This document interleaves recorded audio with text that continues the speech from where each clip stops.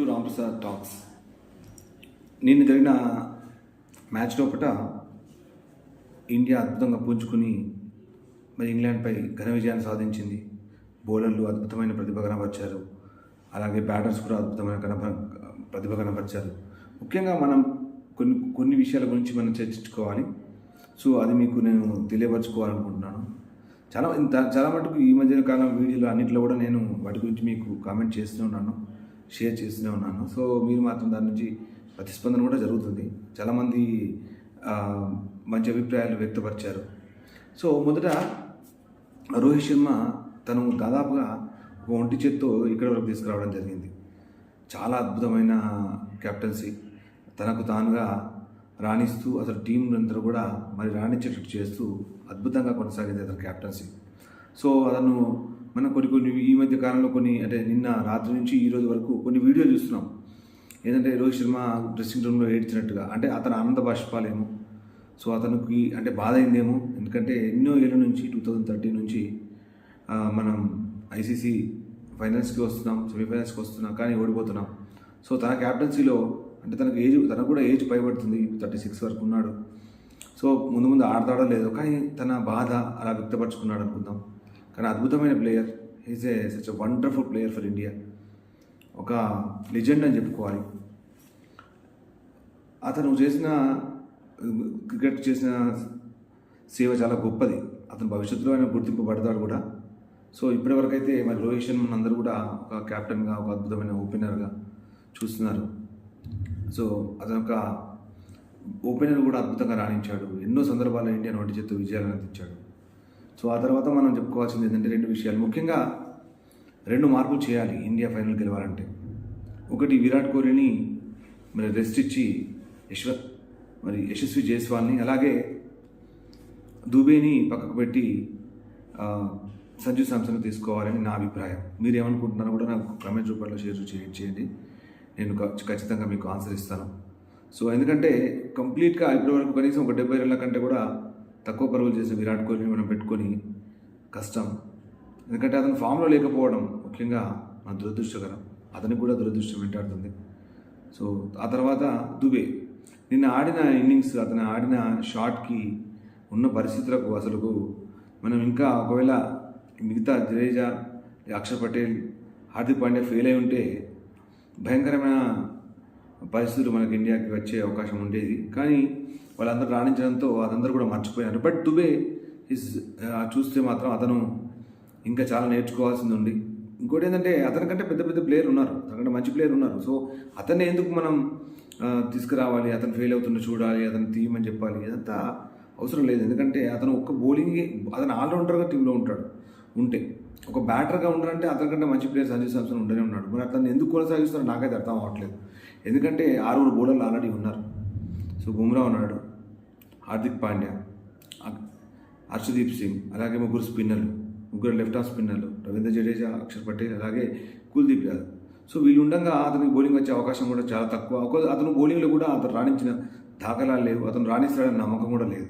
ఎందుకంటే బ్యాటింగ్లోనే అతను ఇంత ఇబ్బంది పడుతున్నాడంటే, ఒత్తిడిలో ఉన్నాడంటే బౌలింగ్లో ఇంకా చాలా కష్టపడతాడు. సో అది టీంకి ఏ విధమైన ఉపయోగం జరగదు. సో అలాంటి సందర్భంలో వీళ్ళిద్దరిని పక్కకు పెట్టి యశస్వి జైస్వాల్ని, అలాగే సంజు శాంసన్ని ఆడించాలని నా ఉద్దేశం. సో ఎందుకంటే Yashasvi left hand right hand కాంబినేషన్లో ఆపోనెంట్ క్యాప్టెన్ చాలా ఇబ్బంది అవుతుంది. సింగిల్ తీసినా కానీ ఫీల్డ్ను మార్చాల్సి ఉంటుంది.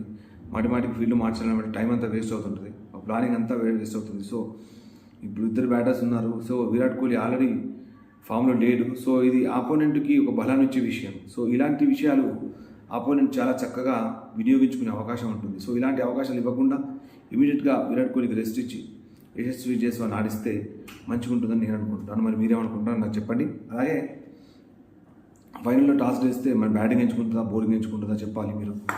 సో నేనైతే బ్యాటింగ్ చేస్తుంది అనుకుంటున్నాను. సో సౌత్ ఆఫ్రికా డెఫినెట్గా ఒత్తిడిలో ఉంటుంది. ఎందుకంటే సౌత్ ఆఫ్రికా ఇంతవరకు ఐసీసీ ఫైనల్స్ రాలేదు, ఇదే ఫస్ట్ టైం చరిత్రలోనే. మరి ఒత్తిడిలో ఉంటుంది అనుకుంటున్నాం. ఆ ఒత్తిడిని జయిస్తారా, ఆ ఒత్తిడిలో మరి కూరుకుపోతారా అనేది రేపు తెలుస్తుంది. సో 2 జట్లకు ఇప్పుడు గమ్మత్ ఏంటంటే 2 జట్లకు చాలా వ్యత్యాసాలు దగ్గరగా ఉన్నాయి. సో అంటే వాళ్ళకి రెండు జట్లు కూడా చాలా దగ్గర పోలికలు ఉన్నాయి. వ్యత్యాసాలు కాదు, పోలికలు ఉన్నాయి. ఆ పోలికలు ఏంటంటే చూడండి, రెండు జట్లు కూడా ఇప్పటి వరకు ఓటమి ఎదగకుండా మరి ఫైనల్కి వచ్చాయి.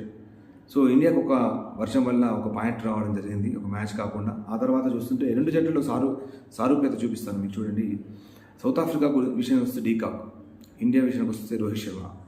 అలాగే సౌత్ ఆఫ్రికా విషయం వస్తే శాంసీ, అలాగే మహారాజ్. అలాగే ఇండియా విషయానికి వస్తే కుల్దీప్, అలాగే అక్షర్ పటేల్. అలాగే రబాడా సౌత్ ఆఫ్రికా, అలాగే బుమ్రా ఇండియా. అలాగే జాన్సన్ సౌత్ ఆఫ్రికా, అలాగే హార్దిక్ పాండ్యా ఇండియా. అలాగే మిల్లర్ సౌత్ ఆఫ్రికా, అలాగే సూర్యకుమార్ యాదవ్ ఇండియాకి. అలాగే మార్క్రమ్ సౌత్ ఆఫ్రికాకి, అలాగే జడేజా ఇండియాకి. సో స్టబ్స్ సౌత్ ఆఫ్రికాకి. అలాగే ఇండియా విషయానికి వస్తే ఒకవేళ ఆ మార్పులు ఏమైనా జరుగుతాయి, నేను అనుకున్నట్టుగా మార్పులు జరిగితే, వాళ్ళకు కూడా ఒక మంచి ఆలోచన కలిగిస్తే శాంసన్ వస్తాడు. అంటే స్టబ్స్కు ఇక్కడ శాంసన్ కూడా జత అవుతాడు. సో ఎందుకంటే సంజు శాంసన్ చాలా కీలకమైన ప్లేయర్. రీసెంట్గా సౌత్ ఆఫ్రికా టూర్లో అద్భుతంగా రాణించాడు. సో అతను ఎక్కువగా రాణించే అవకాశం ఉంటుంది. ఫాస్ట్ పిచ్ల మీద చాలా చక్కగా ఆడతాడు, సమయానుకూలంగా ఆడగల బ్యాటర్. సో నేను అనుకుంటున్న ఈ విషయంతో మీరు ఏకీభవిస్తారా?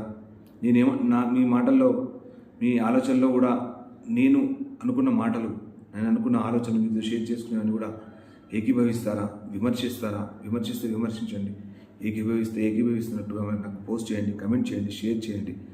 సో ఎందుకంటే రాత్రి 1:30 తర్వాత నేను వీడియో చేద్దాం అనుకున్నాను, కానీ నేను చాలా మ్యాచ్ చూసి అలసిపోయాను నేను. సో అందుకని కొంచెం ఈరోజు కూడా లేట్ అయింది. సో మరొక మంచి వీడియోతో మీ ముందు ఉంటాను. రేపు మళ్ళీ ఒక వీడియో పోస్ట్ చేస్తాను, అలాగే షార్ట్స్ కూడా పోస్ట్ చేస్తాను. సో మీరు కమెంట్ చేయండి, షేర్ చేయండి. Thanks for watching. నా సబ్స్క్రైబర్స్ అందరూ కూడా చాలా నాకు నా ఛానల్ తరపు నుంచి మీకు అభినందన తెలియజేసుకుంటున్నాను. రోజు కొన్ని సబ్స్క్రైబర్స్ పెరుగుతూనే ఉన్నారు నాకు. అదంతా మీ దయ, అంటే మీ ఆలోచనలు, అంటే మీ ఇష్టాలు, దానివల్లనే నేను ముందుకెళ్ళగలుగుతాను. సో మనకు భవిష్యత్తులో చాలా మంచి స్పోర్ట్స్ వీడియోస్ చేసుకుందాం, అలాగే జనరల్ వీడియోస్ కూడా చేసుకుందాం. Thanks for watching your favourite show Ramprasad show. మరొక మంచి వీడియోతో మీ ముందుంటాను. Thanks for watching.